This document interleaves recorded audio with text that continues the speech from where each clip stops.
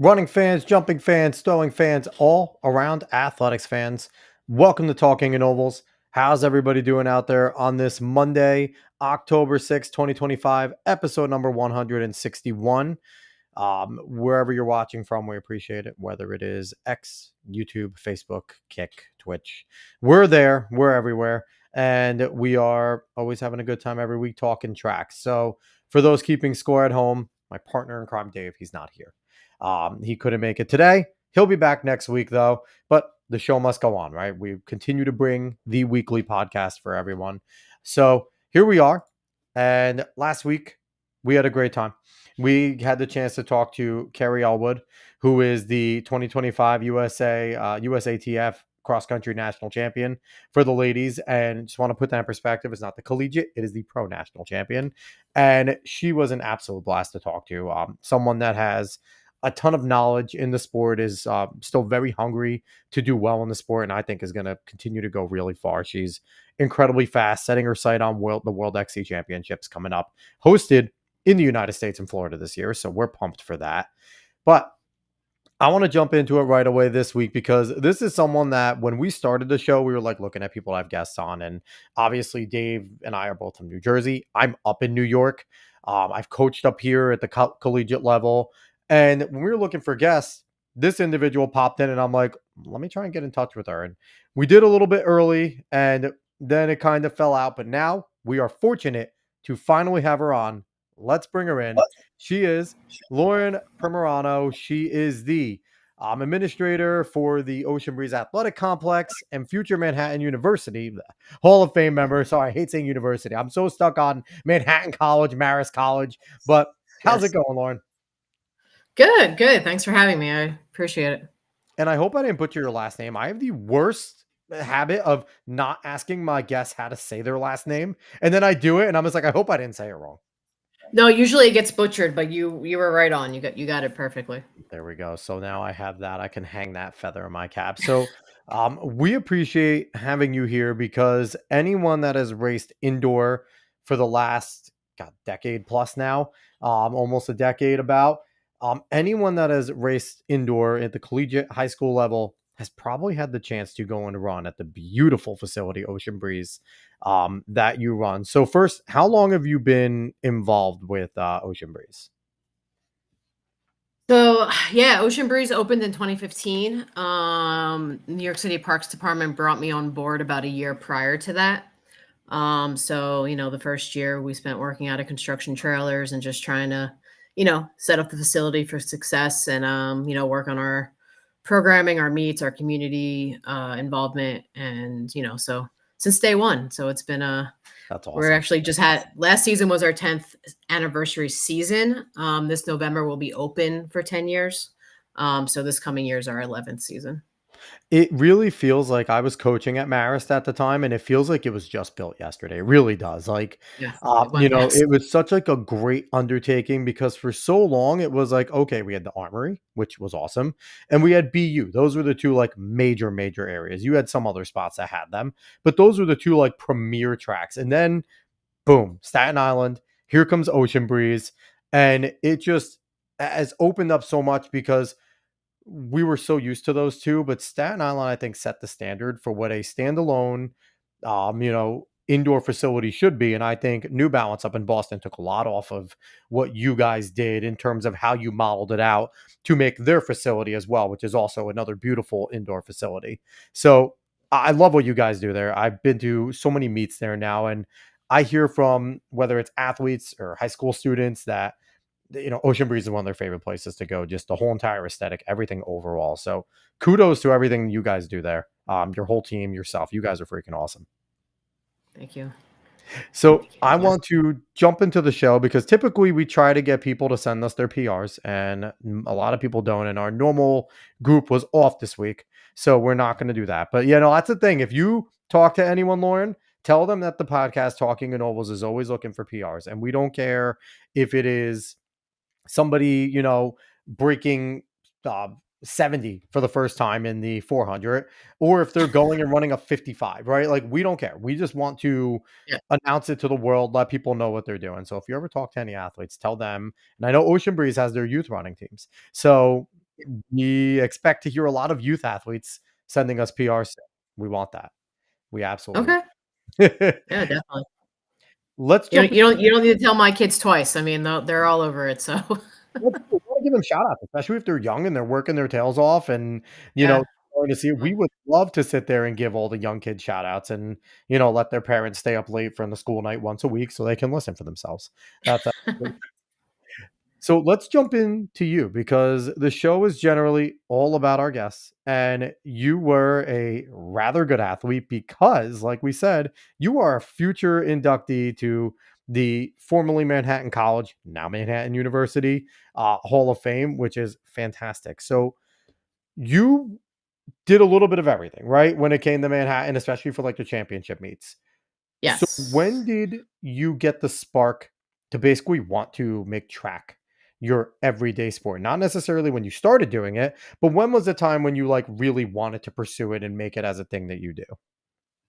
Yeah, I mean, growing up, I was always big basketball, softball, like, those are my 2 sports, and I think I had an older brother who was 5 years older than me. Same thing, basketball, baseball. He went to high school. We're from New Jersey, so Notre Dame High School down in Yeah, go Jersey. Lawrenceville. So, he started doing track to cross country and indoor track to get in shape for baseball. Yeah. So, he started running, I think his freshman or sophomore year indoors. He ended up breaking like 2 minutes in the 800, Nice. as a young athlete. And, it was just kind of like, his decision was, listen, like he had a lot of ambitions academically. And he's like, listen, like if I keep doing this track thing, it's probably going to take me where I want to be. So he, gave up baseball, started doing track, and being that he was 5 years older than me, I was a young kid who was watching him perform and, watching the team at Notre Dame. And, back then the team at Notre Dame was amazing. We Yeah. were, Yeah. they were nationally ranked. We were nationally ranked when I was on the team. And I fell in love with it, going to Penn relays, watching him compete at Penn relays as a fourth, fifth, sixth grader. Um, you know, being at Penn and getting to meet Jackie Joyner Kersey. I remember Oh, like I think I was in seventh grade and she was doing the heptathlon at Penn. And, wow. during the hep and decathlon, like the facility is not packed, and Yep. I Yep. was like all like memorized because she was on the infield. And my brother, I was like, hey, can you go get me her autograph? And he's like, why? He's like, just go get it. And like I refused. I was so starstruck. He was like, just walk out on the track and ask her because it was like the competition was over and like I Yeah. refused. So as a young kid, I mean, I went to high school thinking I was gonna at least play basketball and then do outdoor track, but I just kind of, I don't know, I just fell in love with the sport. And I think it was the team aspect of it. Like I said, we had a really good team. We had really great coaches at the time. So it was just kind of, what I ended up doing, and I fell in love with the sport. And all my progression through the sport, like all kind of happened organically. I just kept getting myself in, like, I just kept putting myself in like really good situations. I just kept leading to like the next opportunity. So it just kind of played itself out. So, what was your general focus? Was it more being a runner? Was it more being a thrower? Where were you like from high school to college? Where was your focus that you were really, because, being especially in D1 and the MAC is no slouch of a conference. It's one of the better mid majors. We have some really talented individuals, and especially you guys at Manhattan, your throwing program is no joke over there. You guys have produced some incredibly talented throwers over there. So, to break in over there is not easy, especially in those events. So, where was your general focus as an athlete when you were on the track or in the field doing your things? I mean, in high school, I basically, I ran cross country because, it was what you did, Yep, as a yep. thrower. I wasn't, it, I held my own. I mean, I ran, I think just under 21 minutes at Homedale, That's which pretty wasn't, damn good as a which, thrower. That's awesome. which wasn't horrible for only, running 3 or 4, months a year. Nice. And then transitioning over to, I mean, indoors, I threw shot. I was horrible. But I was really a javelin thrower. I threw, coming out of high school, I threw 136, 137 feet. Nice. So it was decent. And then Yeah. the college decision was a little rough for me for various reasons. And I ended up, picking Manhattan, which was a great place to go as a thrower. I mean, in high school, I don't think it's a lot different now. Like back then, there wasn't social media. There wasn't, you didn't really know. Nope. how good teams were unless you were reading track and field news. I mean, that was really the only way you really knew like what was going on. So ended up in Manhattan. Wasn't necessarily my first choice. But it was a great choice. I mean, I once I got there and I got to learn about the program, it became like, yeah, this is where I need to be. So I went to Manhattan. The focus for me was always the javelin. It was my love. I probably could have been a better hammer thrower, but I was stubborn. I was a stubborn javelin thrower who had to throw the javelin. So yeah, so mostly in college, my two main events were javelin and hammer. Through shot, through the disc, conference meets. You see me on the long jump, triple jump runway. I was actually the first female in Manhattan history to pole vault. So I pole vaulted. Wow. Yeah, so that was Jack of when I all think the trades. first. Yeah, I think that was the first or second year the NCAA allowed women to pole vault. So That's cool. it was about conference points. It was, what can you do? Oh, What yeah. can you pick up? I'd practice, 1 or 2 days before the conference meet each year, and managed to jump. I think 10.6 was my PR, but it was just like, hey, get out there, get over the bar, don't hurt yourself. So Yeah, um, 100%. it was yeah. So it was a good experience, but yeah, I was mainly a javelin thrower. Competed a couple of years post collegiately, 2 years of U.S. championships, qualified for the '04 trials. Wow. Yeah, but that's pretty much it in a nutshell. Kind of a Yeah. jack of all trades, so. And for people that don't know, Manhattan, when you were there and like for still, like even still, you guys have a good program and it's, Yeah. you guys weren't there. And the reason why you were doing so much, you guys weren't there to just go to the meet. Manhattan was there to win on both the men's and women's side. You guys were geared up to go and win. And that was always the mentality. So, and typically, you guys are battling the rider ladies and you were battling like Iona always had strong distance and they would out of nowhere have some people pop up for the field and sprints. And it was always a battle. And like, being in Maris, we were good on the track. Our field, we didn't have the facilities to do a lot of that training. And for a little while, we had some decent field athletes, but it was always tough. So it was just always, being at those meets and watching you guys compete. And typically it was always down to like, okay, who's going to win the 4x4? There was a few teams left and the 4x4. And that was always fun at those MAC meets. All of us lining them up, cheering for the 4x4s. It was always a good time. So, but, it's, what was that like too? Having to know that you weren't just going to the conference meets. You weren't going to some of these big meets to just go and compete. Like there was expectation. Like Manhattan wanted to bring home a championship. So what was that like competing and knowing that you're not just going for a PR? What you're doing matters. Go get points. Yeah, definitely. I mean, I think that's why Manhattan was a really good fit for me because it was very similar to my high school experience. Like we were a Hmm. team. Coach Yeah. Mecca Yeah. at the time, who was the head coach, he really focused on building a full program. And, it was about, we all knew what each other were doing. I feel like in a lot of college programs, like you have the throwers here, you have a strong distance Mhm. program, and there isn't really, a lot of team unity like throughout the different event disciplines. Disciplines. Yeah. Yeah. Yeah, but in Manhattan, it was very solid. Like we traveled as a team, we trained as a team, and we all wanted each other to be successful. So I think that was a big part of what we did in Manhattan back then. It was like you said, it was about winning championships. Like when it came to the conference meet, it was for us, it wasn't about PRs. Like if you were going to be an athlete who's going to go to ECACs or NCAAs, Coach Mecca's philosophy was you should have your qualifying mark before then. Like Yeah. we're not going to the MAC meet to try to qualify for the ECACs or the NCAAs. Like we're going to do that when we travel to Arizona, when we go out to Nebraska or these other big meets. Like these are your Yep. Yep. opportunities to peak and perform at a high level. And when it came to the conference meet, it was about this is what you need to do to make the team successful and to bring home that championship. So And so that's what we focused on. And it was a mindset that worked. It worked for a real long time there. So obviously it was a good thing to have there. So I want you to go down memory lane for me though. Talk about Okay. what some of your favorite memories are in track and field, going all the way back to when you started as a freshman and things like that, all the way up through your time, maybe competing at trials and what that was like and things like that. So give me some of your favorite memories. Yeah, I mean, there's so many. I mean, I think for me, I was big. Like I just said, it was for me, it was a big team.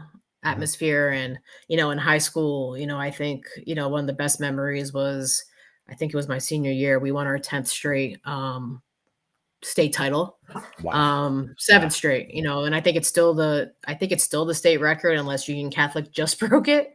But like that, like it was so that for me was a really great memory. My senior year was a little rough, in high school. We lost our head coach to leukemia Oh, my senior year. So that it was sucks. yeah, so it was a tough year, but I think, the team pulling together and winning that 7th championship for him was a big deal. So that's one of, probably from high school, that's probably one of my favorite memories.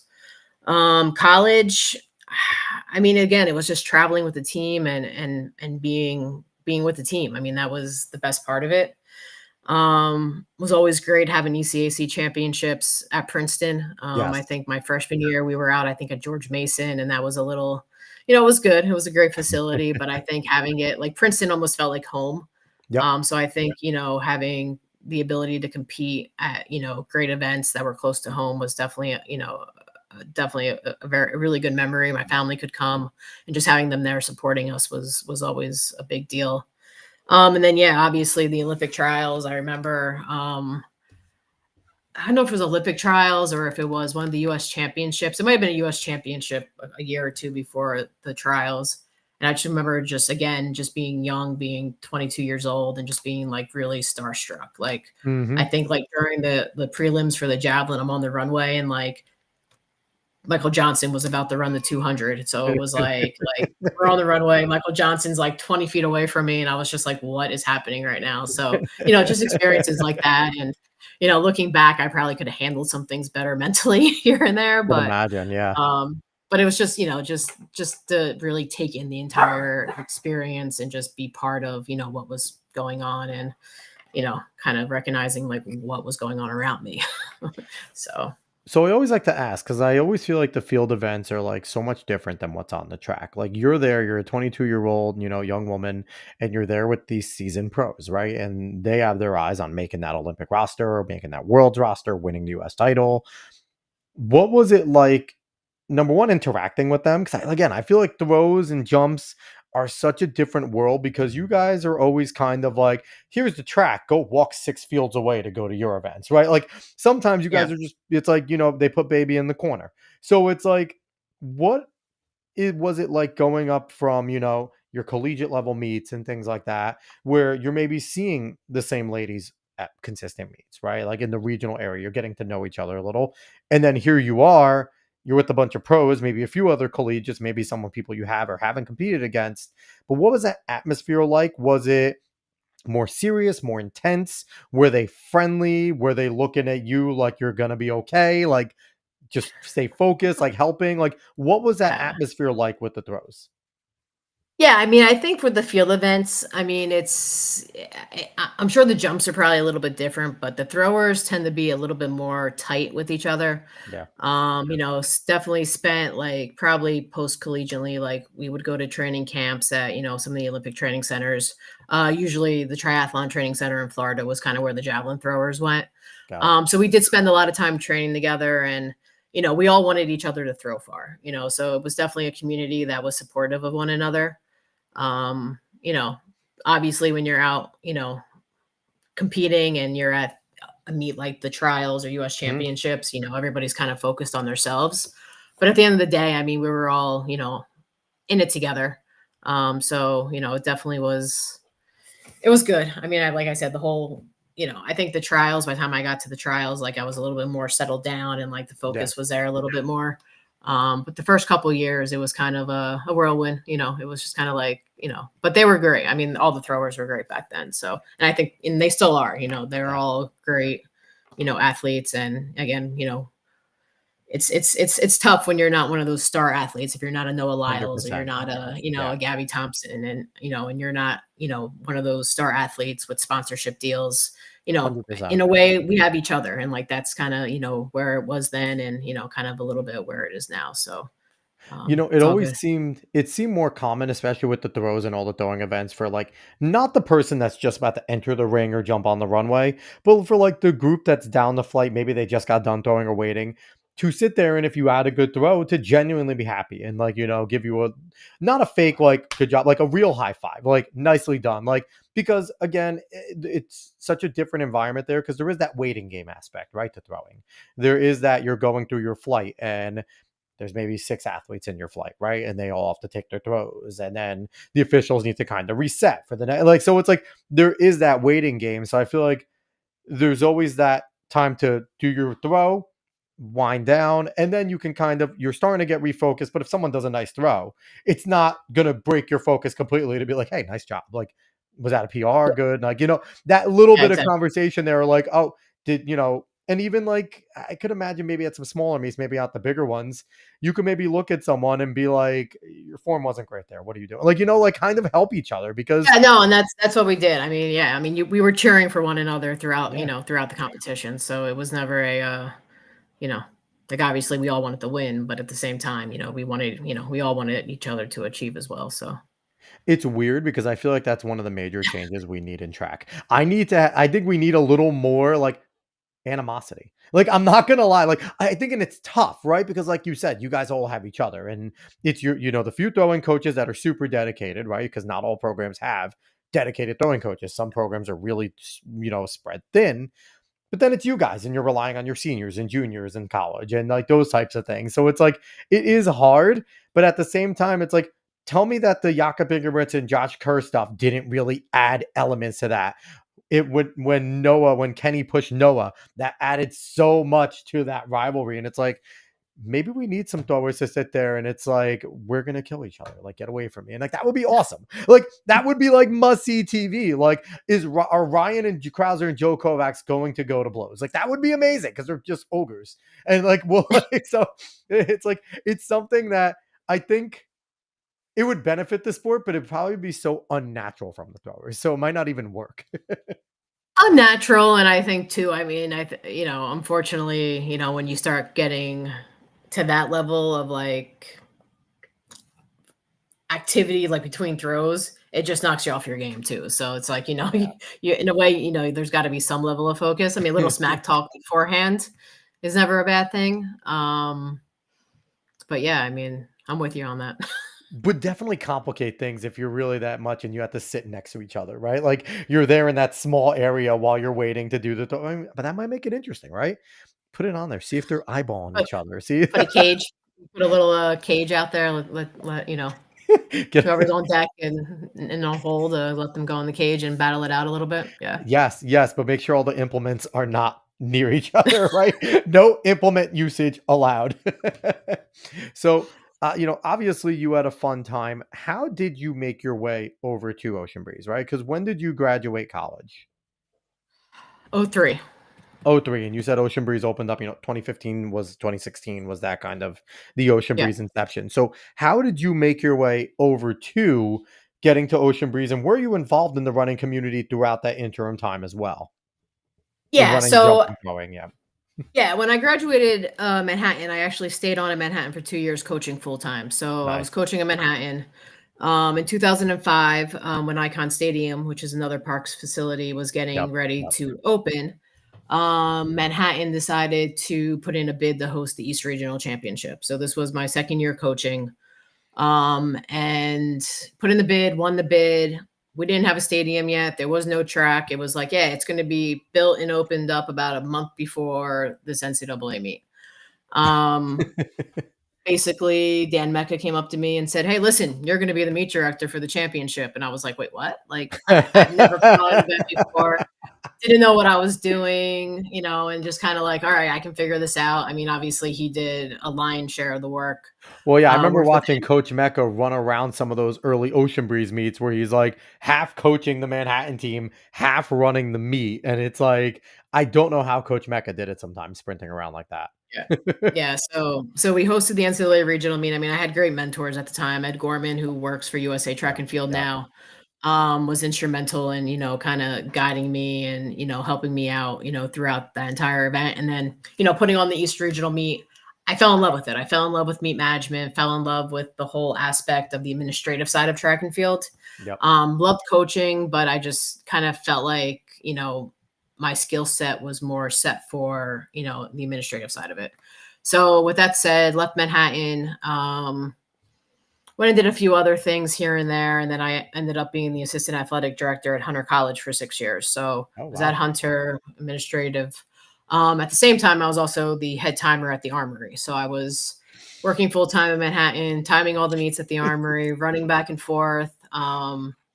Then a couple of years after, I also became the head timer at Icon Stadium. So I was also doing that, putting on a youth series, putting on some college meets there, and just So kind of you doing a just little bit love of everything. long days and late nights. Like, you are just a glutton It's for part of track long and days and field. late nights. It's part of track and field. So basically when Ocean Breeze was coming online, like there was an opportunity there to, kind of move into the next phase. Did a lot of work at, like I said, Icon Stadium between timing, running our youth series there. I put on a couple college meets at the same time. And it just kind of I just kind of fell into place and it fit in and the opportunity came. I jumped for it, got hired, and that's pretty much it. Then I've been the Ocean Breeze girl since then. That's awesome, and like I said, like, Ocean Breeze has been an absolute blessing for the area, right? Because how many, I remember, again, being Jersey people, like, we were pumped to see Meet Champs at a great facility like over there, but it's also like, what are we doing, New Jersey, right? Like, why do we have to go to New York to have our championship meet? But it's so beautiful over there. It's hard to deny until New Jersey does something better, and knowing New Jersey, they won't, because that's just New Jersey's way. But I mean, it's done so much. What goes into running an Ocean Breeze facility? Because obviously we all go there as coaches and athletes, and we generally see the finished product, right? The end game of getting to the meet, and we don't see what you're doing as the administrator, what the timers are doing, what the other people are running it. Obviously, Yep. there's a lot of uh, students that are paid to like do things at the door and stuff like that, which I think is fantastic, that there's young, like, you have hire the youth over there. But what goes in that maybe us as athletes and coaches don't see to running a facility like Ocean Breeze?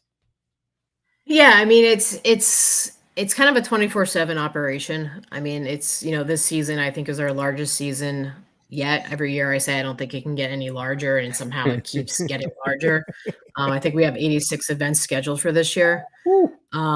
Yeah, so between those events and then practices 4 days a week as well, we're going pretty much 24/7. And it's a lot. I think our staff, what I think a lot of people don't realize is that our staff, you know, we probably could be staffed better than we are. But hey, we're a city facility. You deal with what it is at the time, and you just go with the flow. My staff works incredibly hard. I think there's some weeks where I'm usually there between like 80 and 90 hours a week. Wow. But Wow. they're there too, they're there with me, so it's not just a one person operation. I mean, my team's fantastic. I mean, there's weeks, where, we leave there at 10, 11 o'clock at night and we're back at 5 o'clock in the morning. So I think what people don't see is, really what happens when the event's not going on. Like it's, getting the facility clean, having staff there till 2, 3 o'clock in the morning trying to get it ready for the next day. Yeah. I tell the kids all the time when I see them tossing trash, I'm like, there's no trash fairy. Like, like somebody's got to clean this up after you guys, so it's a lot goes into it. And then the thing with Ocean Breeze too, which a lot of people don't realize, is that we're also in New York City Parks Recreation Center. So Yep. we have 10,000 community members that use the facility as well. So on the days when we don't have meets, we have members coming in using the weight room, cardio room, taking group fitness classes, which the same staff is teaching. We have a youth track team, and in the winter, we have about 250 kids on the team. So the same staff is coaching that team. So, we have we probably have a solid group without our maintenance staff of about 20 people, and we're doing a lot, and I don't think a lot of people realize what we're really putting into it. We could be a facility that's just putting on track meets and, going home at night and locking the door, but, we firmly believe in giving back to the community. And, and for me, it's really about introducing kids to the sport of track and field. So, we do DOE programs, we have schools that come in, we have our track and field one-on-one program that we are basically it's teaching the kids the fundamentals of running, jumping, and throwing. So like 2 days a week, we have 100, 150 kids coming in from some school, and they're in New Wow. Jersey, New York, or anywhere really. So we're doing programs with them. We have our Little Waves program, which is 5 and 6 year olds, and again, just getting them active and making them love the sport. So yeah, so between all that, putting on the meets, timing the meets, we manage the entries for the majority of the events that we put on. So we're managing the entries, downloading them, Wow. doing all the timing, seeing the meets. Yeah, so it's a lot. A lot of the meets too. We help coordinate the officials, making sure that there's medical on staff and on staff on site during the events. Yep. And then, even when then we have the event director that randomly comes up and says, "Hey, can you play the national anthem?" And it's like, "All right, let me stop everything and get the national anthem queued up." So it's everything. Like people don't really realize like it is a lot. And then you also have, all the normal administrative stuff with payroll and marketing and, events and sponsors and vendors and everything else that goes into it. So um, it's pretty much, I mean, the great thing about it is that there's no day that's the same. So every day is a little bit different and you just kind of go with the flow. And, at the end of the day, if the athletes are having a good experience, I mean, that's our goal. So, And I can't imagine some of the red tape you have to deal with being a part of like a city type of public type of thing. I can imagine it would be very different if it was like a private thing, right? Where you probably don't have to deal with some other things, but because you are, like you said, you're a public park that happens to be an indoor giant track with a lot of cool stuff involved. And now that means that the public is, it should be available. And I think it's awesome that you do make it available to the public. 'Cause I can't imagine during the winter months how awesome that is to have a place for people in public to go and just walk around the track, right? And yeah. to have somewhere to work out, and so that they it's I just want people to, like, in the athletics world, to realize, just we talk to coaches all the time, we talk to athletes all the time, but there is the people we've had officials on, we've had the individuals that upkeep the Bennett Center over in New Jersey, the bubble, in Tom's Yep. River, and just all the unsung heroes behind all these big events. And you've had some of the fastest times in like high school history run on that facility and indoor, and like that, none of that's done without you guys making sure that that track is in tip top shape every single year in between events that are going on, and that your timing system is up to snuff, and are the stands still working properly, right? Like all these little things that we don't think about going in. And I just love having you guys on, because it really goes in and gives us the kind of, it pulls back the curtain so maybe we can appreciate what we have, especially here in the Northeast. We take for granted that we have a gorgeous indoor facility, multiple gorgeous indoor facilities 3 hours away from each other. Like, we just had Carrie Elwood on, who grew up in California. She didn't know indoor really existed until she went to Colorado. And then she's like, oh, we have to run inside. Like, we just don't realize that, Yeah. yes, kind of circumstance makes us have indoor track because we get snow. But at the same time, we also have the places, and we have gorgeous bank 200-meter tracks that are mondo and fast as hell. Like, this is going to be like a big thank you portion to you guys, because I think that you guys working with 20 staff, and then obviously comes some bringing some people from the outside to help at times, is crazy, considering everything you guys had to do. So seriously, thank you. You guys are freaking awesome for everything you do and for the track community, and we need more people like you and your staff within this sport, because I have been begging for every single area to get a club track team, not a club running team, but a track team. And so, what did you guys do that from the jump? Was that something in the plans from the opening, or was that something that maybe you guys had to kind of fight for to get?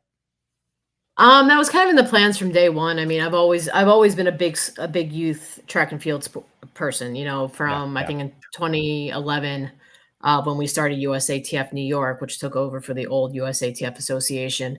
One of yep, the biggest complaints, or not maybe complaints, but one of the biggest concerns was that there was no youth track and field in New yep. York City. Hmm. So the big thing for us was, creating a youth series and rebuilding the sport in the city.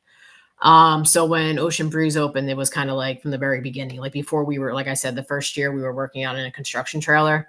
We started with 10 kids, on the team that were practicing on the boardwalk across the street, running up and down the boardwalk. Like that was our first year of the Wave Runners.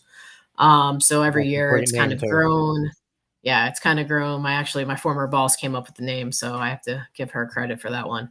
Um, but yeah, it was an amazing, it's been an amazing journey with them. We've had the crazy thing is we've had kids now that started on the team back then when we were running on the boardwalk. One of our original 10 just graduated Wagner College, and she ran all 4 years at Wagner. So we That's had our first incredible. college graduate. We Yes, have kids at college right now that are on scholarship.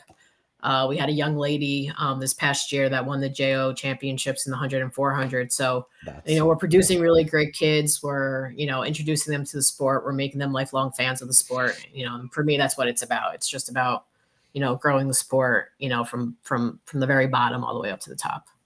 Is there talks about potentially doing like, because obviously this is through the city, right? So this is all through the parks department that you guys put this Mhm. on. Is there Yep. talks or is there already something in there that maybe is like a scholarship or a grant program for athletes that maybe start when they're young and complete a certain number that, they can get there? Because I think that would kind of be like a Girl Scout, Boy Scout thing, right? Where you get to the Eagle Scouts and then you apply, but I think that would be so cool if we could say, hey, you start at the youngest level, or this is the qualifying level here, and then you get through and you finish our program to the highest level, and now we can offer you this grant that's towards academics, obviously not a full athletic one, but that would be a cool thing, and it would be encouraging. And I think you'd have more kids looking at it and going, not only am I getting fit and running track, but now I can get some money out of this too. I think that would be certainly encouraging. Yeah, I mean, I don't know if that's something that the city necessarily would be able to do. I mean, I think Yeah. they would love to do it. I mean, the city, we have a great support system with the city. I mean, the entire parks department, my assistant commissioners, my deputy commissioner, and everybody else in between. They're very supportive. They do really appreciate what we do, what the staff does.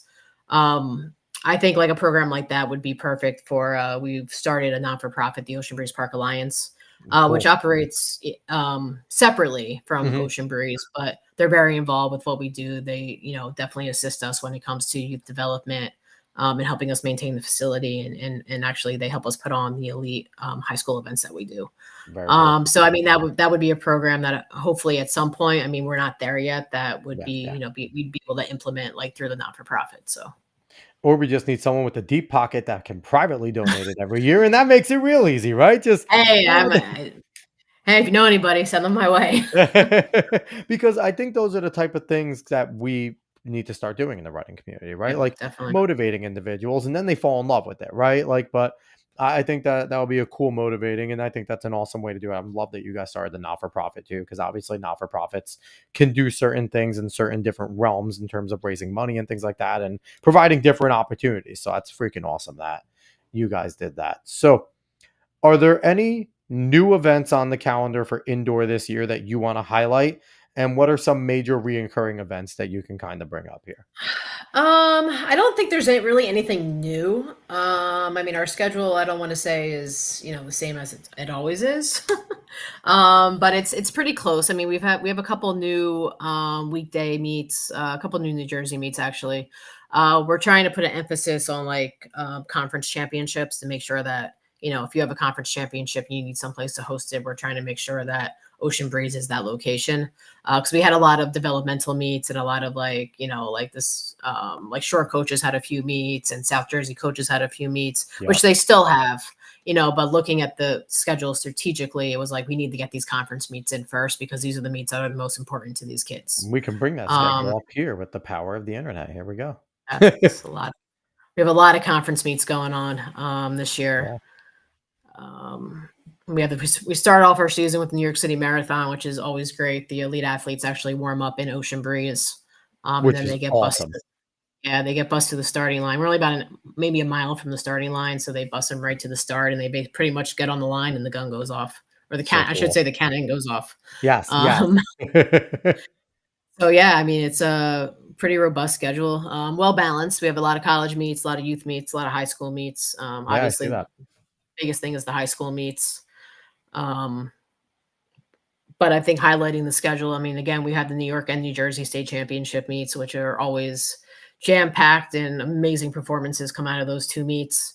We're hosting the U.S. Championships again, February 28th and Love March that. 1st. Yep, yep. So that will be a qualifier for the Indoor World Championships in Poland. So we're really excited. Last year, I mean, we it was an amazing meet last year. The place was packed. We didn't quite sell out. We were probably about 80% ticket sales. But I'm pretty confident this year that the meet will sell out. The plan with USA Track and Field is for tickets to go on sale November 1st. Okay. So that's the goal we're pushing for, and hopefully have some promotions in there as well over the next couple of months to get people interested. And then we're hosting the Youth National Championships again. So Love that. March is a jam packed for us between the two state championships, both U.S. championships. And then we have our Elite High School series that is always successful. It's the Freedom Games and the Ocean Breeze Invite are two of the largest events in the country. Yep. So we're excited to have those. They keep growing every year. The Freedom Games 2 years ago, we had to cut it from a 1 day meet to a 2 day meet because it just wasn't doable anymore. Which It's a is good which is thing. absolutely crazy, because if you look Yeah. at the schedule, we put the Freedom Games the same week as the Hispanic Games, thinking that like let's see what happens. Yep. Both meets have 6,000 athletes. That's wild. Both yeah, both meets are basically at capacity.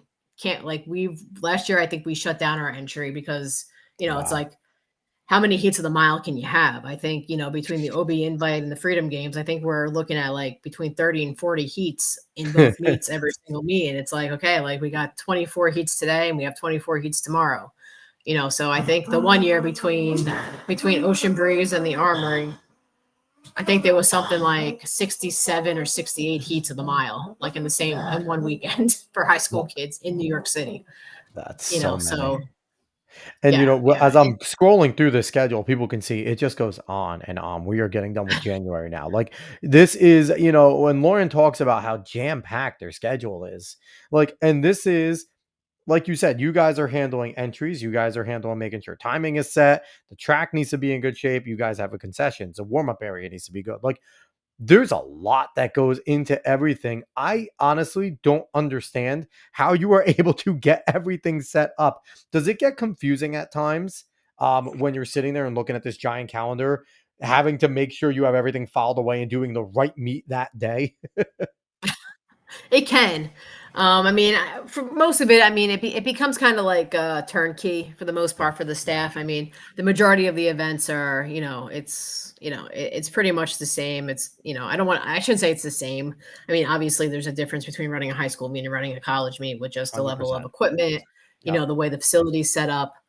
Um, the hardest thing for us, I think, is when we have the large meets, like when we have the US championships, because it's not just, hey, let's open the doors, set up the facility and go. It's 3 or 4 days of, TV loading in, sponsors loading Yep. in, Yep. signage installation and things along those lines. So, yeah, I mean, it does get complicated at times, especially like when we're setting up for, US championships, and we have high school meets Monday and Tuesday before the US championships. So, Yep. you're trying to set up around other meets taking place and things like that. But I got a great team. Lou Vasquez from Icon Stadium's with us during the indoor season. So Lou does a great job, keeps me sane, handles, a lot of our contracts and deals a lot with, the meet directors Yes. prior to the meet taking place.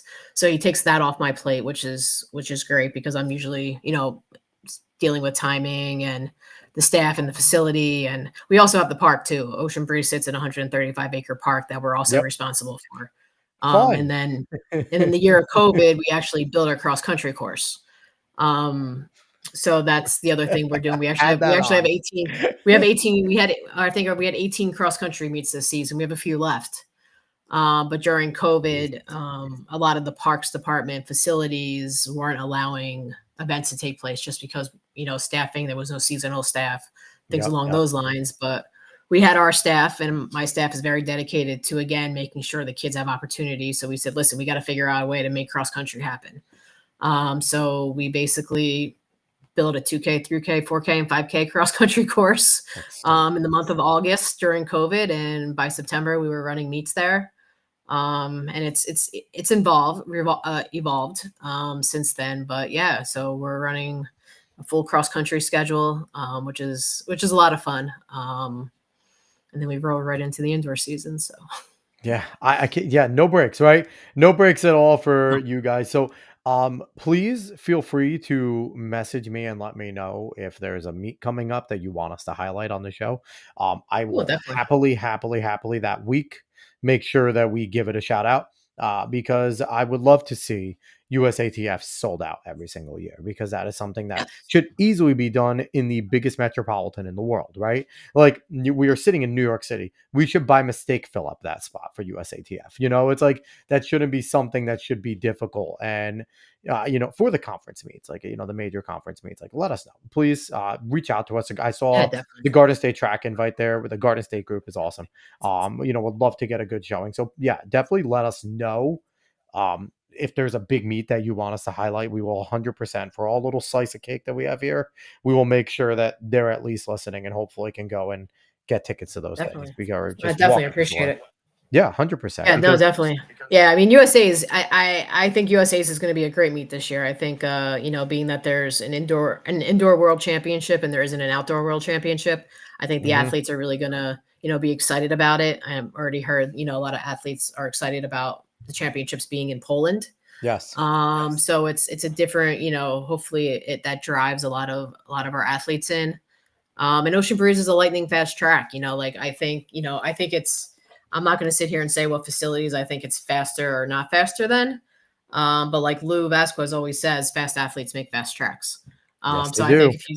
if you get the right athletes, at Ocean Breeze, and I think we've seen it. We've seen American records. We've seen world records 100%. go down. Yes, yes. And I think if you get, a really good field, especially in the middle distance events, you're going to see some crazy times take place. So I'm hoping that this is the year that it really explodes and, we have an amazing championship. Is that a conversation that's had amongst you guys when it comes to USATFs? Because obviously, in a world year, you're going to get those big names to come, right? Like you said, it's an off world year, no Olympics in this. It's they're not looking for that outdoor one. But I've criticized a lot where the big names don't go to the indoor world, the indoor USATFs, or even the indoor worlds if they know that maybe they're training for that next cycle, right? Is that a conversation that you guys are having on how to attract? And maybe that's more USATF's realm to figure that out. But obviously, you guys on that side are working with them because it benefits your facility too, right? If Noah Lyle shows up to run a 60 against Christian Coleman and Kenny Bednarik, that's a lot better than just Christian going and doing it.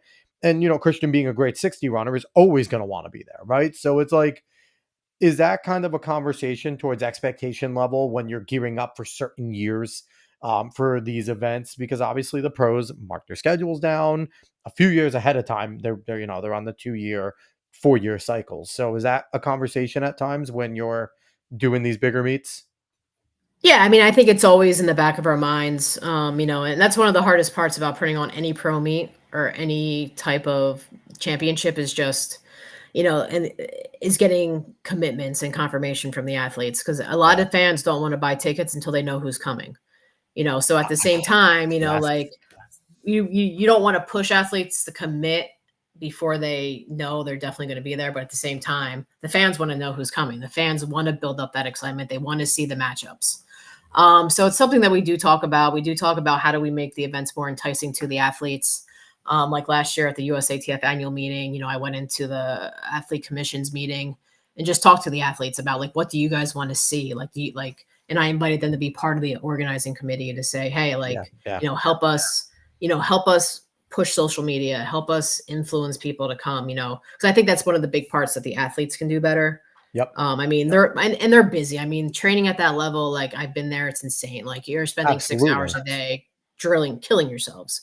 And then when you get home, like the last thing you want to be doing is thinking about somebody else's problem And to you're an also extent. not making it much money unless you are Sid or Noah or Ryan Krauser or Yeah. one of the Yeah. your contract, maybe if you have a small deal, is enough to maybe pay for your coach, unless they're Yeah. friendly enough to still be a coach that if you're a volunteer coach, so you don't have to pay. But like you're now an adult and worried about how to survive as well as Exactly. because unfortunately for us, our pro athletes are pro in the sense that they're competing at that level, but compared to every other sport, they don't sit in the same realm, right? There's a lot more to worry about when you're a pro track athlete than when you're a pro in almost any other sport. So there is that tough side of it as well. Yeah, and it's also, about selling yourselves too, I mean, Yeah, I think yeah, that, in regards to like the championships, for us, it's like, hey, let's promote it. Let's do some TikToks. Let's yes, do some, yes. social pushes where we're, selling where you're selling yourself at the same time as you're selling the meats. So I think that's a big thing that we have to do a little bit better. And I think the organizers have to spend more time, engaging the athletes and trying to get that little bit of extra out of them. Yes. And at the same time, I think the organizers need to do better too at exploring ways to, engage those athletes. I think I think there needs to last be year for the some budgeting done to maybe do a little bit better promotion for some of these things too. And I think they need to start adding, and it might be tough, right? Because if they've been running on a certain budget, the increase is only expected to be incremental, right? Every year for when they're trying to work. But maybe they need to start, like you said, budgeting in, maybe doing a TikTok or an Instagram reel or something, and not just doing it, but paying for that boost, paying for that, the things that yeah, get it blasted out there and stuff like that. And, you know, for me, I understand the athletes play, and you obviously being at that level understand it. But I think if there's a commitment there, unless you are injured, there has to be some sort of penalty for pulling out. I think that it's too easy for them to pull out. I understand if you're injured, right? If you're hurt, something yeah, comes up, absolutely don't go race, don't go throw, don't go jump, injured, right? But if it's just like, I'm tired, I'm sorry, that's not an excuse. You're a pro athlete. Like, we get tired. You might not feel at your peak form, but if you're not hurt and we're now promoting that you were going to be there, like the perfect example, we had Clayton Murphy on year and change ago. It was right before LA Grand Prix, and it was right before that day, Sid and Athingmu announced they weren't going to go. And the race was that weekend. And it's like, how are we going to keep promoting the sport when two of the biggest female athletes, and especially a thing at the time, was at that same level? She was the Olympic champion. So it's like, how can we, as meet directors, meet promoters, promote this type of stuff when it's okay? Nothing happens when they just pull out, right? It's like, there's got to be something that maybe the USATF looks at where, it's tough, right? Maybe you aren't allowed to get into that platinum meet next time. Like, that is part of it, because obviously everyone's trying to go for points in order for world rankings and stuff like that. Like, I think there has to be some repercussions, because we're the one of the only sports where it's like, yeah, I'm going to go to that meet. Oh, sorry, I'm tired. It's like, okay, and then we're all supposed to be cool with that. Like, I that's the one aspect about the sport that drives me crazy. yeah. No, I mean, it's hard. I mean, I think, yeah, it's that's a tough one. I mean, I think the athletes are, I don't think majority of them. I don't think they pull out for the just the sake of pulling out. I think there's a lot of things that play into it between, travel schedule, a lot of them too are, because traveling beats you up too. Like people don't realize, 100%. like, Yeah, especially when yeah. you're, flying back and forth between Europe and here, and especially the outdoor season when you're trying to hit the Diamond League meets and you're coming back to the Yep. US. I mean, Yep. it's tough on your body. I mean, it definitely takes a Absolutely. toll. But I think, going back to the original point of just, we need to figure out a way to celebrate the athletes more and promote them more. I mean, one of the things we're looking at is just, how to do a little bit more with the press conferences. I know some of the elite athletes have asked to do post-event press conferences. Like, why not? Like, why not, get done, you know, uh, the hurdles and get Grant Holloway, and then whoever second and third, or wherever Grant. I shouldn't assume Grant's going to win, but Oh, yes, we can. take, Damn it, we can assume Grant's gonna win. like, let's take the top three athletes and put them on a stage after 15 minutes after the event and interview them about the race. Yeah, Like, yeah. let's hear what their takes were. Let's hear what they thought about their starts. Like, let's like, I feel like that's something our sport is missing, because every other pro sport you have a post game press conference, Now that would and we're probably have not to be doing that. something that would be contractual, right? That would have to be something where, like, because I wouldn't imagine athletes would maybe snub that, right? If they didn't have a great start, and even though they finished third, but they wanted to finish first, like, that maybe would Yeah. have to be something that, okay, you come to this meet, contractually, if you finish top three, you have to go. You can't, or otherwise, some prize money comes away. Something there has to be, like, as much as I want our athletes to get paid, and I'm happy when they do, there has to be some other responsibility, right? Like we just expect them to go compete, leave. And if they want to do an interview, they can. If they and I think that we need to start treating our pro athletes like pros, and then maybe they'll start to be looked at more. I like you said, like that post meet would be great. A post race would be Yeah. great. Post throws, post jumps, right? Because then maybe the trash talk will start to come out a little, right? Where, Yeah, exactly. if Grant's going, I think I didn't have a great start and blah, blah, blah. And then the second place person's like, well, I had the worst start of the year and I almost beat you. Like, I would love that. Yeah. That's actually a great idea. Can we please do that? But I think that would be definitely be something that you would have to make it contractually obligated because athletes, I think, if again, we were both athletes in the world of track and field, we're all head cases. So if we don't do well, the last thing we want to do is go sit in front of a mic and talk about it. But Yeah, I mean, that's the hardest time to talk, and that's when, like you said, that's when the emotions are gonna come out. And even also too, like the pre press conferences that they do the day before, yeah, we're yeah, looking at possibly moving those over to the venue, and hopefully having, more than just, the reporters there. Like, why can't we do a press conference that's, in a room full of people, letting it be more fan engagement and more interactive. So, so there's things we're looking at, just trying to figure out, how to create a buzz. I think like Athlos, I think is doing an amazing job with their marketing, and I yeah, think yeah. the long jump in Strong. Times Square Thursday night is going to be amazing. Yeah, I yeah. think that's going to be instrumental for our sport, and it's going to be the first time we hold events in Times Square. Like we've done it in the past, but I think just we haven't done it in a really long time. So I think it's going to be really exciting, and I think it's just things like that, like even U.S. championships. Like we're working too, looking at possibly putting on some pro events the week prior during the elite high school meet, It'd be good. and trying to do and just give the athletes a chance to get on the track, feel the track. Like that's the perfect opportunity that week to say, hey, let's go do a shot put in Grand Central Station. Let's go Yes. do Yes. a pole vault, in the Manhattan Mall. So we're looking at opportunities of how can we get the buzz going, get people's eyes on it.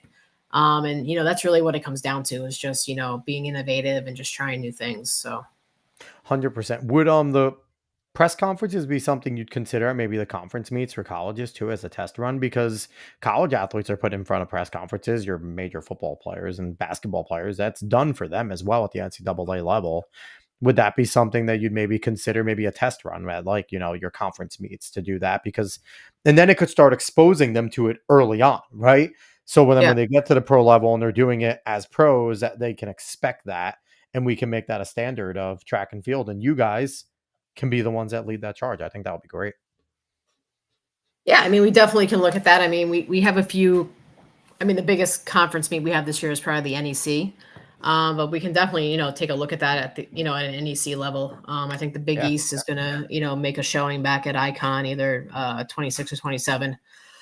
So yeah, I mean, we can definitely look at that and talk to the the organizers at the NEC and get their thoughts on it. But yeah, I mean, I think that's just what we need to start doing. Like we very need, cool. you know, It's a great idea. we again, it's about innovation. It's just about change and and just trying to, come up with a new way to create a buzz. So So, as much as there's competition, obviously, between, I'm going to call it the four major indoor facilities, right? Between you guys, BU, the Armory, New Balance. yeah, Is there a little bit of working together with them to figure out just how to continue to innovate, continue to push, continue to keep the Northeast as the grand area of indoor and like keep the fast times coming? Because between you four is where we see all the great indoor, right? It's that those are the spots. yeah. Or is there just too much damn competition and too many pigheadedness between, like, what is that like? And because obviously there's definitely competition. You want to get the fastest, you want to get the throw it furthest, highest, and things like that. Yeah. But is there any sort of working together or camaraderie between you guys? I mean, that's a tough question. I mean, I wouldn't say that there's necessarily anybody really collaborating and working together. I mean, you got the Armory, which is a Nike facility. You have New Mhm. Balance, which obviously is a New Balance facility. We're someplace in the middle because we've hosted Nike events, we've hosted New Balance events, so we're kind of like You're the all are Switzerland. welcome. We're the all are welcome type facility. But yeah, like you said, I mean, we're all kind of I don't want to say we're competing against each other, but it is about, we all want to say we have the world's fastest track. Yeah, So, yeah. at the end of the day, it is a little bit of a competition. I think when Ocean Breeze first opened, there was, some tension between us and the Armory Oh at the yeah, very yeah. beginning, because there was a lot of talk that, Ocean Breeze, their prices are cheaper, their track's better, they're gonna, it's gonna hurt the Armory, they're gonna go out of business. Nobody's going out of business in track and No. field in the Northeast. There's, I joke around and say I could build another facility. I could clone Ocean Breeze and put it right next to Ocean Breeze, and we'd still have 90 events in each facility every winter. So when it comes to that, I think the competition, and I feel like the competition has gotten friendly in recent years. That's It's like, good. like I said, like we have the Freedom Games and the Hispanic Games are the same weekend, and it's looking at each other like, okay, who's got more milers, who's got the largest number, so it's become it's become like a friendly challenge in a bit, in a way. New Balance we're friendly with. I mean, we've hosted a lot of New Balance events. We've Yeah. worked with New Balance. I mean, it goes back to Lou Vasquez when he was at the Armory. I mean, when it was a Mhm. New Balance facility. I mean, Lou was, I think he was the first full time employee at the Armory. So, his ties with the team at New Balance goes back, probably 20, 25 years. Yeah. So we have a really good relationship with them. We have some ties with Nike as well. So I think, at the end of the day, I think we all want each other to succeed. But we also, obviously we all want what's best for our 100%. facilities at the end of the day. Yeah. So Yeah. yeah. That was a good answer as I put you on the spot there. That was a very good political answer. But no, I could imagine too, like you guys can at least share as administrators to administrator pulling your hairs out over doing events, right? You guys at least have that in common, not everything going wrong all the time, because that's just how everything seems. Yeah. Yeah. I mean, I think the biggest issue is, like you said, like a lot of it is just the cost of doing business Yeah. now, Yeah. and it's like, we all stress out over, like, all right, like I know for me at Ocean Breeze, we're in year two of the new track. Like in 4 years, I'm going to have to, in 4 years from now, it's probably going to be $2.2 million to resurface the track. So, Yeah. you Yeah. know, so we're all in the same boat of just like looking at the clock, looking at the budgets, and just seeing like, how do we keep the facility in the shape that it's in and keep progressing technology wise and just keeping up with the latest trends. Because the new facilities that are getting built are beautiful. Yeah. Like, it's funny too, because almost every new facility that is built or is getting built, they come to Ocean Breeze to do walkthroughs. And they'll call me and they'll grill me and ask me a million questions. Like, And I'm go like, oh away. my God. Leave our I'm like, facility I'm telling alone. them how, yeah, I'm telling them how to make that facility better than mine. Like, it's like, come on. What I would But I do if I mean, could redo mine. exactly, exactly. But I mean, it's just with the technology and just the innovation of, it's just things are just coming along so quickly. Yeah. Like Yeah. Ocean Breeze, like I still want to say it's state of the art, but in a lot of ways we're not state of the art anymore. I mean, the one thing that's great about Ocean Breeze is our HVAC system and our ventilation. Like that was the one thing that we were like, Next level, you know, game yeah, changer. It really was because I would always tell everyone like that's never run indoor. They're like, what to expect? I'm like, don't try to breathe because it'll just hurt. But it's like, because that's the thing, like, if you're worried about breathing, then you're not going to breathe. You're just going to hyperventilate and it's going to suck. Just don't. But like, Ocean Breeze is like the first indoor track that I've ever like been on where it's like, no, you could breathe real air. Like your lungs, you're still gonna get the track burn because it's indoor. That's normal, but it's not gonna happen in your third step. Like it's gonna happen in the normal yeah. progression. So Yeah, that no, we have we is have so we have awesome. so many athletes. Yeah, we have so many athletes that are like, I can double at Ocean Breeze. Like I can run two Yeah. events. I can come back the next day. Like the conference meets, like the colleges are like, yeah, I can run the mile trial and then come back the next day and run the mile. Like, and I feel good. So that's something that we really pay attention to. We pay attention to Yep. our air Yep. filtration. Um, Obviously, we have the beautiful windows that we can open, which, we usually don't open. Everybody's like, "Oh, you don't need air conditioning. It's Ocean Breeze." And I'm like, "We don't use wind gauges indoors. Like, I gotta close the windows." Could you 'Cause imagine having the first ever non-wind legal wind legal 60 ever? yeah, I mean, I could open the windows and make it happen. I mean, there's no rule that you need a wind gauge indoors. So I mean, we could Oh my definitely god. set that up.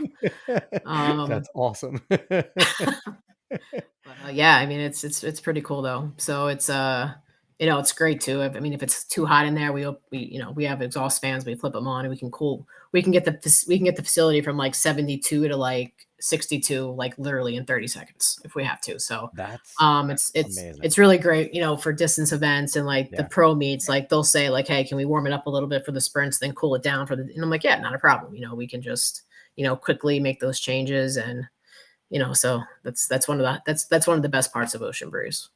It's nice to hear a program for the taxpayer money that's actually doing good. Like, we complain all the time about programs with taxpayer money like not doing well. Like this is one where if you're a city taxpayer, me even being in the Hudson Valley, we all pay for something in the city, right? New York State pays Yeah. for the city. But this is something I'm happy that is going in there and things like that because it's worth it and it's great.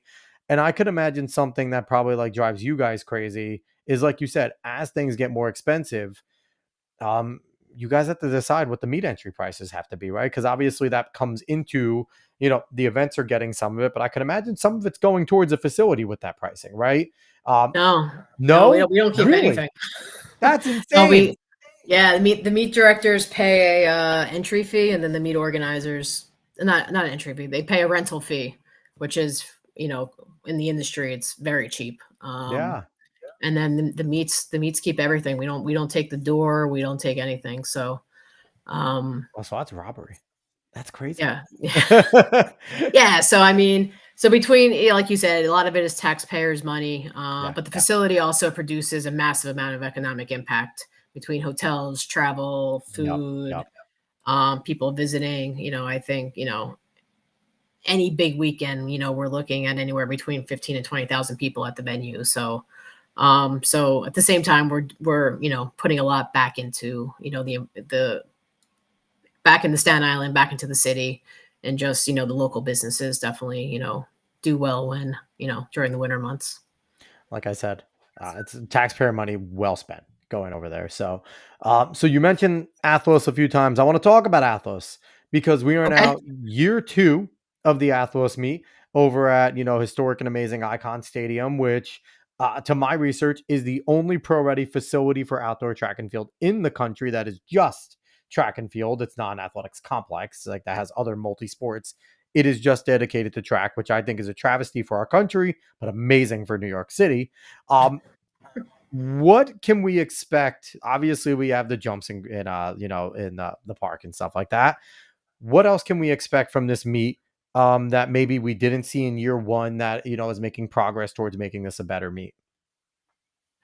I mean, I think we're gonna see a lot of what took place in year one. I think the Hmm. big thing is just about the lights and the sound and really Yep. celebrating the success of women athletes.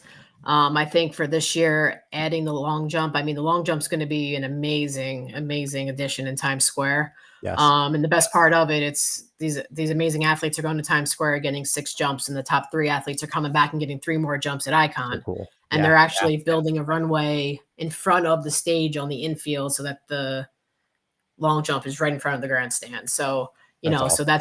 that's gonna bring a lot of excitement. I believe the long jump runway is built up, I think like a meter or two off the ground. So it's really gonna elevate them, put them up in the air. It's Are gonna we it's gonna gonna be force amazing. are we gonna force Tara to win on the last jump? Is that, like, in her contract that she needs to win on the last jump? Like, I think this is the first time at Worlds this year was the first time I ever seen her, like, put it away early. Like, this is the first time in a long time. She's usually like, "Okay, last jump, let me try." Like Yeah, she likes excitement. She likes to get the crowd going. So I mean, we'll Yeah, see what happens. But so I think we're the ticket sales look fantastic. Athlos has done a great job with engaging the local community and the youth kids. I'm expecting about 600 or 700 kids to be at the meet. awesome, awesome. On Friday night. So we've done a really good job with engaging the youth clubs and making sure that the kids that wanted to see the meet are going to be able to see the meet.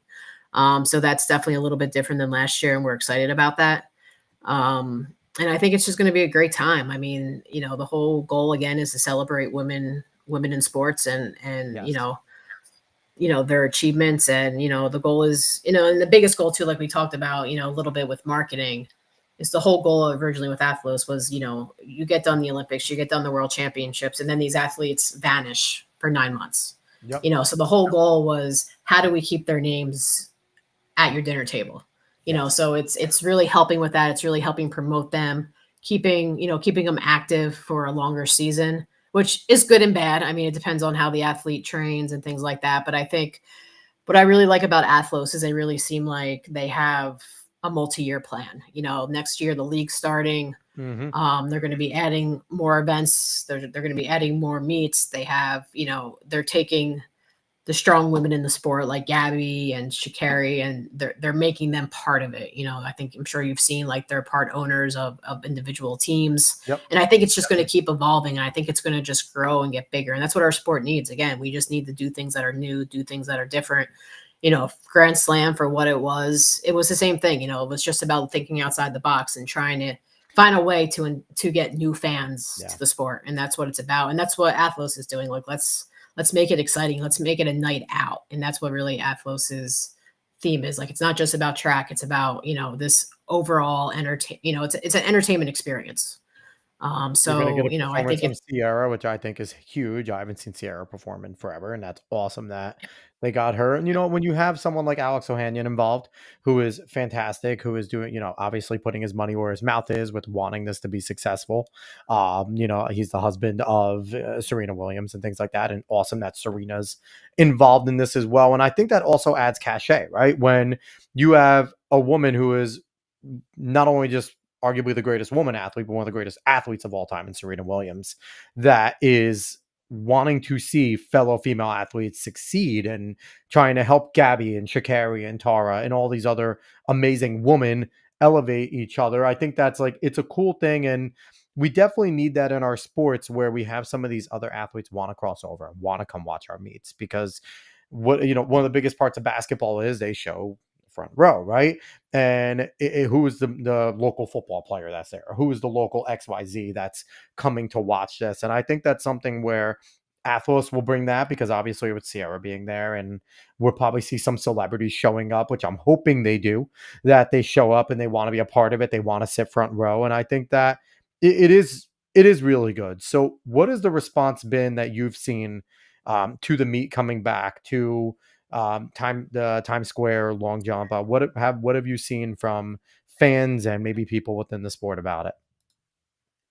I mean, it's exciting. I mean, I think there's definitely a massive buzz here. I mean, like I said, I think it's the hottest ticket in town right now in track and field. I think, like I said, we're gonna have 800 kids there. And I think people are excited. Like I said earlier, they're doing an amazing job with social media. Yep. They are highlighting what they do. They're highlighting who they are. They're highlighting, which I think is really important, which you don't see much in the sport. They're highlighting their partners. So Hmm. they're going after the big sponsors. They're putting their sponsors in the spotlight as well. A lot of the track and field events, a lot of them have sponsors, but you don't see the sponsor engagement Nope. so detailed and how they're making it relevant. I mean, I Yeah. think that's a big thing too. Like it's not just, oh, Cash App's our sponsor. We're going to put their name on a sign and put it on the infield. Like, here's a whole campaign around what Cash App is doing. It's a good So I think, announcement too that they did for it. They did a really good social media announcement talking about everything, their involvement and stuff like that. And sponsors want to see that, right? They want to see that they are getting appreciated and they're paying in order to be there. So they should get, depending on what level there should. But again, that's a good thing that Athlos is doing. So no, yeah. I'm excited for year two. I think it's going to be great. I think it's good for the sport to see that. And we're going to transition here real quick because if you haven't already, there's the She Jumps Times Square right there and all this stuff. If you haven't had the chance to buy tickets, come right over here. You can still do that. Yeah, click on buy tickets right here and Oh, it'll they're bring going you quick. it'll bring you right over here. Buy tickets, please. 5 o'clock this Friday. Make it a point to be there. If you can't be there and you're a track fan and you know other track fans that are in the area, maybe don't know about it, please tell them because you look at it right here. Tara Davis Woodall, Keely Hodgkinson's going to be there. This is not just a United States thing. Melissa Jefferson Wooden unfortunately pulled out, but she's still going to be at the venue, which I made my opinion heard about that on other shows. We're not going to get into that here. Obviously, I think we know my opinion on that. But honestly, Masai Russell, I can never say Marilady. Paulino is going to be there. Mary, it's called her Mary, damn it. Jasmine Camacho Quinn, Brittany Button. There's so many good athletes that are going to be there. Great athletes of the sport. Obviously, Yep. Sierra performing. So please, please, please, if you have the time, go and buy these tickets because it's huge. If you're a track and field fan, you want to progress the sport. We need events like this to be successful in order for more people, more pros to want to come and give their time to do these events. So please go ahead and buy that. We, And we we need need that fans to to happen. show up. I mean, that's the Yes. big thing too. We need, I feel like it's funny because people complain that the events aren't on TV all the time and like they're hard to watch. But at the same time, I feel like it also takes the fans out of the stands. Hmm. So yeah, I mean that's the biggest thing with New York, and it's what I preach as much as I can on my social media pages and through USATF New York is like we need you to show up. Like if you want these meets to stay in New York, you want to, you want us to build.